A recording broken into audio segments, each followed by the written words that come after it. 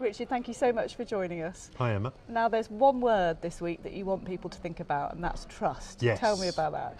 Yes. So trust is really important to getting better retirement incomes for all, quite simply because if people trust the pensions industry, the lifetime savings industry, then there's a greater propensity to put money into the system, which means they'll put more money into the system, which means there'll be more money in the system, which means more money coming out of the system, which means more pensioners getting an adequate income in retirement. So trust is really important because it helps the saver to achieve a better retirement income.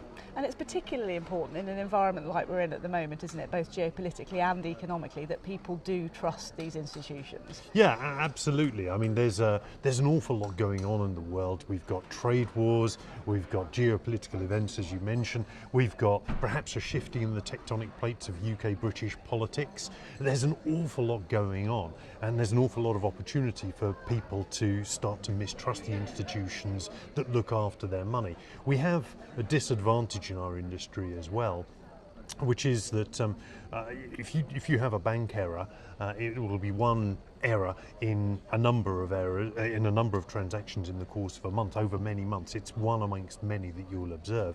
Whereas in the pensions industry, we only touch the saver from time to time. So you get one of those touch points wrong, and that burden of mistrust can be carried forward for a long, long time. So yeah, it's absolutely critical to us. And in an environment where we've seen, in terms of geopolitics, populism on the rise, it's a well-known fact that populism comes from people not trusting in those institutions. So there's good evidence that we need to bolster that at the moment as well, and reinforce that people can trust you as a body to invest long term. Oh, absolutely. And we've all got an obligation to work really hard, to think very carefully about what we do.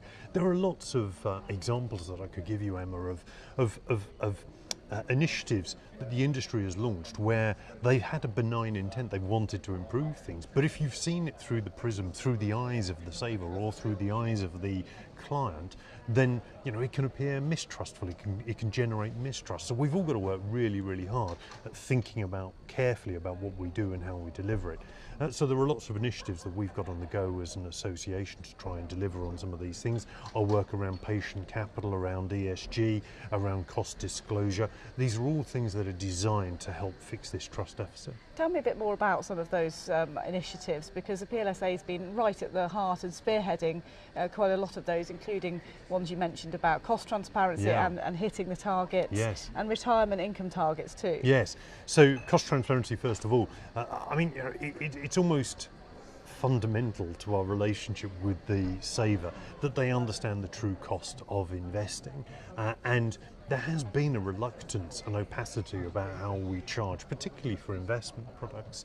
So we've got to overcome that. The Cost Transparency Initiative is an initiative that we're driving forward along with the Investment Association and the LGPS Pensions Advisory Board and their members to try and get the full cost of investing into the open world so that we can all see it.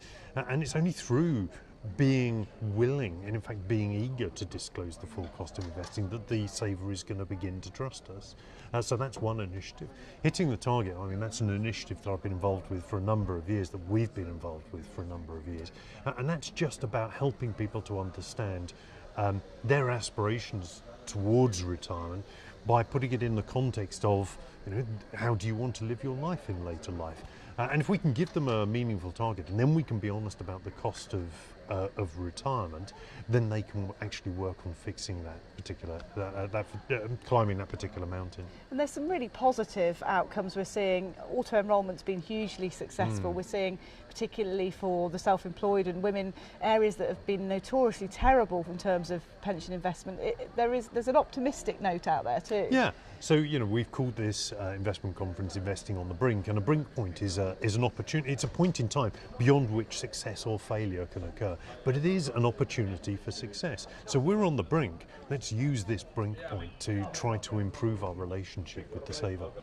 And what better opportunity to do that than here? There's 1,000 people descending on Edinburgh to talk about this industry and what can be done. Yeah, absolutely. I mean, over 1,000 people. We all have an obligation to contribute to fixing this trust deficit. This is a record number of people attending the investment conference, so it's no better opportunity to begin the conversation. Let's go and have those conversations. Richard, thank you so much for joining us. Thanks, Emma.